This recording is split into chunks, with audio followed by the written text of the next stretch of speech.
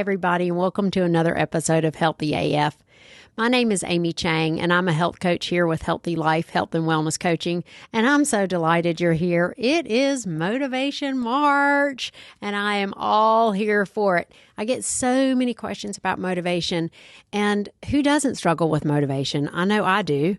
So here I have laid out a full 4 podcasts to really look at what I hear about in my practice, what I struggle about myself, and what's in the literature about how do we stay motivated, how do we lose motivation, how can we incorporate all the tools in our toolbox to keep motivated and moving forward. So this week we are tackling internal motivation.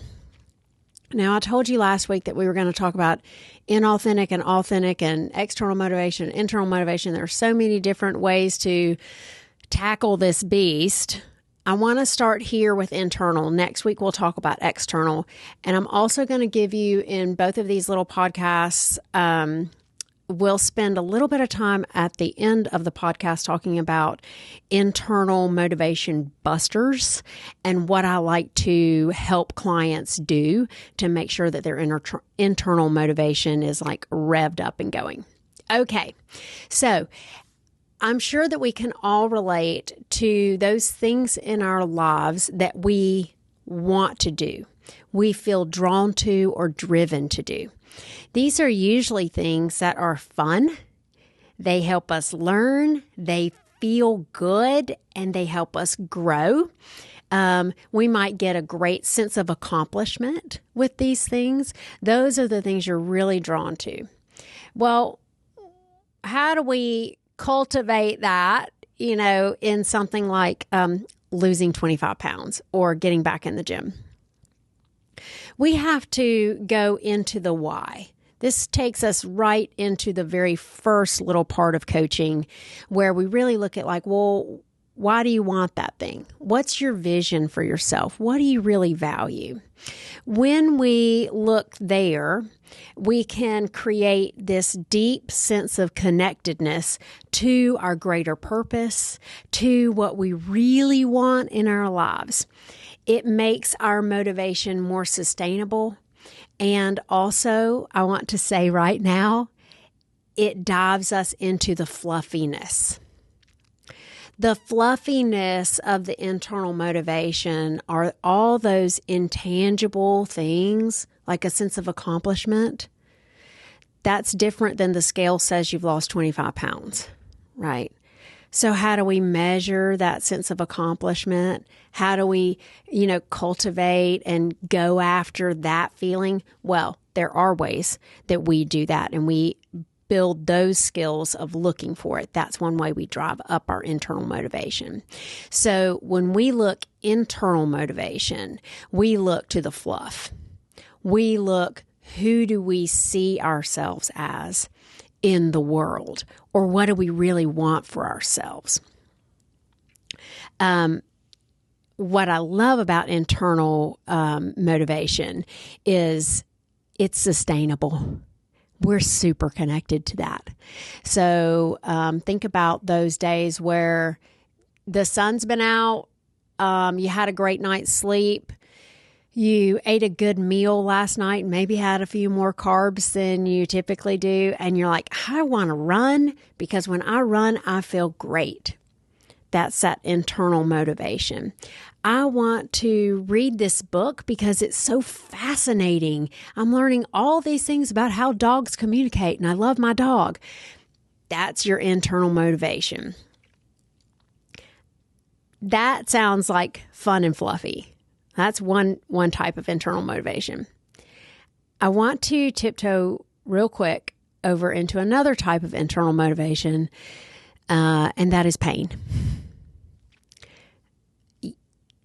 I think that most of us can relate to having a time in your life where you have been in a sufficient amount of pain to do just about anything you needed to do to get out of that pain.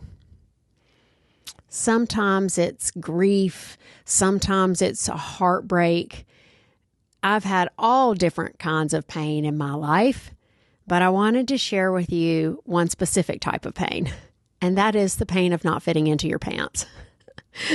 Now, we can laugh because it's kind of funny, but I want to share with you the profound motivation that came out of one afternoon. I put on my jeans and I had gained some weight, and my pants felt so uncomfortable. I was trying to move around the kitchen and do the cooking and, live my life. And those pants were so uncomfortable that right then I decided no more. I have had it with this. I made a call to my trainer. He told me exactly what to eat, and I ate it consistently for about 12 weeks. I lost the weight, and I fit back into my pants. Now, that was an internal, I'm in pain and I've had it. I don't want to step over that while a pain motivator is not always as sustainable as another internal motivator, it is an internal motivator. And if you can, while you're in action, work on other internal motivators, like, actually, my body feels really great when I eat this way and I like feeling great. Then I can go play golf and my shoulder doesn't hurt. That's a great way to combine both those internal motivators. Now, what we're not going to talk about during March is actually fear as a motivator, because fear as a motivator, what I've seen, is a little bit different from a pain motivator. And the fear motivator can make us do some really crazy, unhealthy things.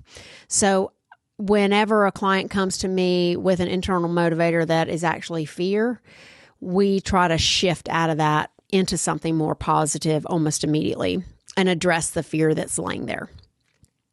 Okay, so internal motivators, you've got your fun, you've got your play, you've got your learn, you've got your I'm in pain and this cannot last. What busts up your internal motivation? For one thing, since it's first one that comes to mind, since internal motivations are so clearly tied to your purpose, sense of self, we want to look for a lack of clarity. I hear this when people come to me and say, I want to lose 25 pounds is at the top of my head, because that is usually one of the biggest requests I hear. I want to lose 25 pounds. Well, for the most part, that's not actually what they want.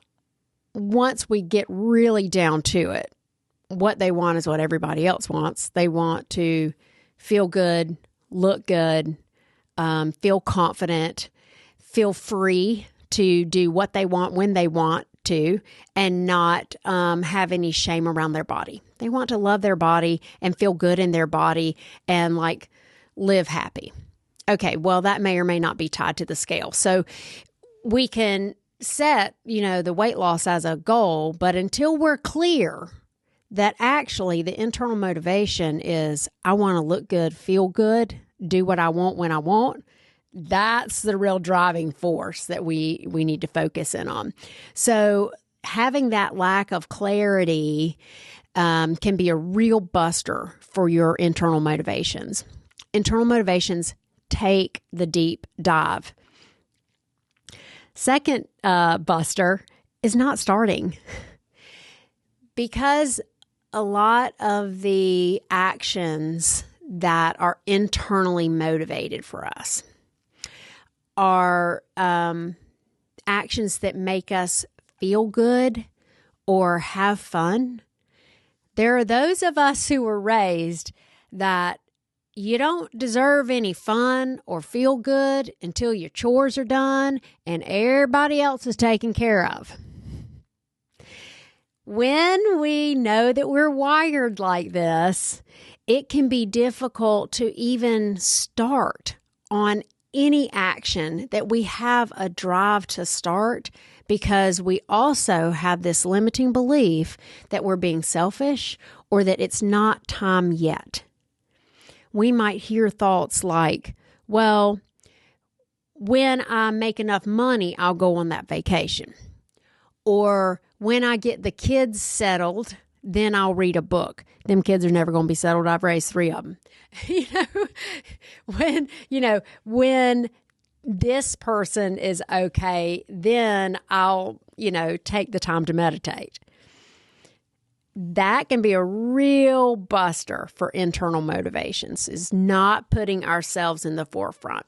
And so what I like to do with that is just switch it around and help people really. This has helped me a great deal because I'm so outward focused with helping other people or serving other people.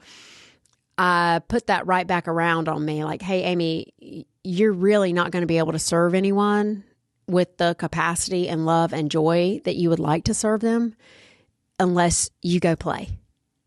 So you go play has to happen before you overflow your bucket onto the ones you love. And that mindset shift can really help me get started. The other tactic I like to deal with the not starting, because I don't have all my stuff done or my to-do list is not complete or no one else is happy yet, so I can't start mine, is to just say, okay, so maybe you can't feel like you deserve or are worthy or have the time to do that 2-hour gym trip, but how about can you just make it in your brain that you throw a 1-minute plank down? Just a 1 minute, or a 1-minute meditation, or take the time to do 3 deep breaths and maybe a prayer, right? So if you are getting stuck on that, I can't start my own because the world is not 100% perfect yet, how about just one teeny tiny, or realizing that you contribute to the world, but only if you take your playtime. Last little thing I wanted to throw out is an idea. We told you last podcast that we were going to go over inauthentic and authentic motivators. When we look at internal motivation, we sometimes get a little inauthentic and we think it's an internal motivator, and actually it's a missing need. Let me explain. You think it's an authentic motivator that you want to lose that 25 pounds and go to that class reunion because you want to feel good. But you're basing your feeling good on whether or not other people think you look good or are cool or are successful. And so really, you're not really losing that 25 pounds so that you can feel confident about yourself. You're really losing that 25 pounds so that you can buy your belonging or get the girl or, be the star. And that becomes very quickly an external motivator and frankly something we can't control. So that's a really sneaky little thing that pops up sometimes when we look at really, why do you want to do that? And it sounds real good at first, but unless you have a good friend or a coach or a therapist call you out on that, sometimes you can be dealing with an inauthentic motivator, and then you're like, I don't know why I'm not doing what I said I was going to do. Well, you're not doing what you said you were going to do because actually it's not connected to your big why. It's connected to a need for belonging that isn't being met, and you're trying to sort of scooch around that. So be wary of that inauthentic internal motivator. The last thing I want to say about internal motivation is that it is something we cultivate. It's not something that's always in there and pushing us to complete and complete and complete. So if you're struggling with your internal motivation, it's okay. Sometimes we need to start our actions before our motivations are actually there. I know I was walking around the block this morning trying to have a little mental health break before a podcast, and there's some situations in life that I'm just not really loving right now. And I thought to myself, okay, Amy, well, you can have some painful feelings about something and still go in and podcast. So how about we try that? Sometimes you just have to say like, yeah, my internal motivation is not there, and I'm going to go do that thing, and we'll just see what happens. It's a cultivating process. It's not a, you pick up your shoes and put them on, like you pick up your motivation and put it on. Sometimes we have to love it up a little, and we love it up through actions, through conversations, through breathing, through just really getting connected to what we really want and who we really want to be in the world.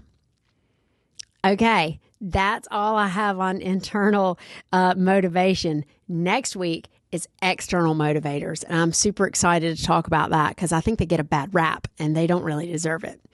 If you're feeling flat, if you're feeling on fire, embrace it. You're doing great. Give yourself some grace, and I will see you next time on Healthy AF.